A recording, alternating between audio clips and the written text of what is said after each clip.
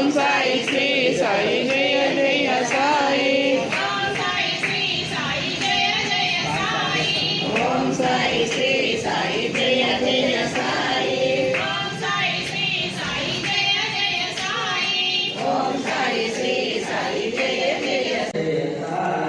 ఓం సాయి శ్రీ సాయి జయ జయ సాయి.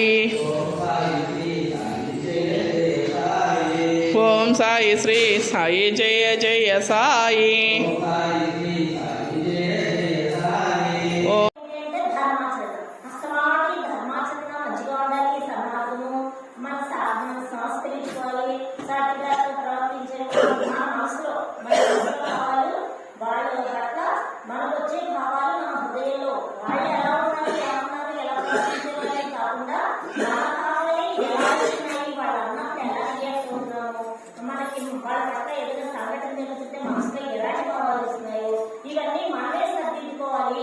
అభిప్రాయాలు, భావాలు వాళ్ళ మీద కలిగేటువంటివి ఇవన్నీ పవిత్రంగా ఉంచుకుంటూ ధర్మంగా ఉంచుకుంటూ సర్వజీవి పట్ల వాళ్ళ పట్ల ఎలా ఉన్నారే అని అస్తమానం ధర్మాచరణ అంటున్నారు కదా.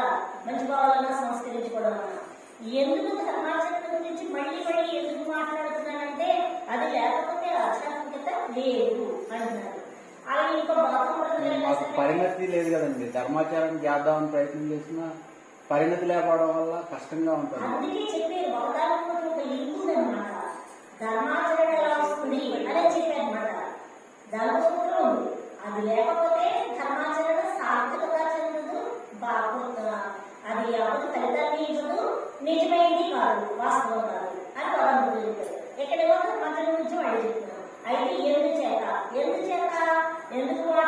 ఎందుకు అలాగా అంటే అన్ని రూపాలలో మహాత్ములందరూ ఏకగ్రీవంగా ఒక విషయం చెప్పారు. అంటే మూలం ఏంటంటే అన్ని రూపాలలో మనలో వాళ్ళలో ఉన్నారనేటువంటి తత్వం మనసుకి వంట పట్టి బాగా మరణమయ్యి చింతన అవుతున్న కొలది వీటికి దానికి వేరేగా మనకి వాళ్ళకి వేరేగా ఉన్నంతసేపు ధర్మాచరణ సాధ్యపడదు. దాని మూలం అది. ఈ ధర్మాచరణ లేకపోతే భక్తి సాధకత లేదు.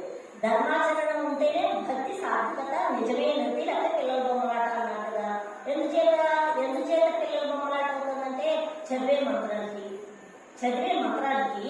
చదివే స్తోత్రానికి చేసే పూజకి మనం దాని అర్థాన్ని పట్టించుకోకపోతే గొడవ ఉందన్నమాట. అంటే తెలంగాణ పట్టించుకుందామని అందులో ఒక్క నామం పట్టించుకోవాలనుకోండి. ఇప్పుడు విష్ణాశ్రమాలనే సర్వ శివ స్థానం అన్నీ ఉన్నాయా? సర్వ శివ స్థానం విష్ణాశ్రమాలు. సర్వ అనేది శివుడు, శివ ఇవి ఏంటి అంటే సర్వ అంటే అంత విశ్వం అంతా. మొదటి విష్ణాశ్రమాలు విశ్వమన్నా విష్ణు అంటే అంతా వ్యాపించారు. శివుడైనా సర్వం ఏంటి?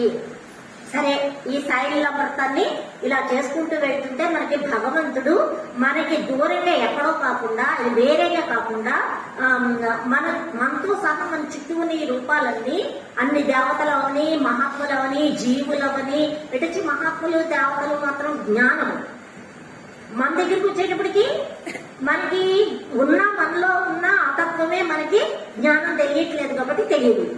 మనలోనూ ఆతత్వమే ఉంది. ఎందుకంటే మొత్తం అంతగా ఒకే పొద్దు అనుకోండి.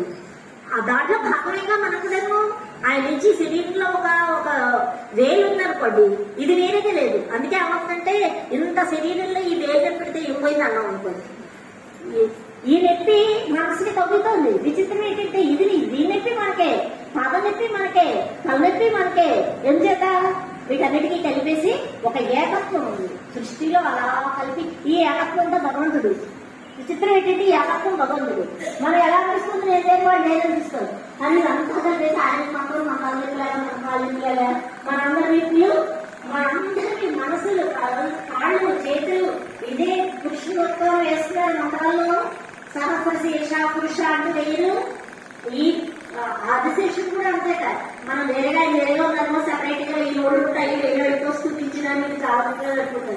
మన సృష్టిలో రోడ్లన్నీ ఆదిశేషుడు వేట సృష్టి. కాకపోతే మనకి ఎవరు వాళ్ళు అనుకుంటున్నారు కూడా తెలియట్లేదు.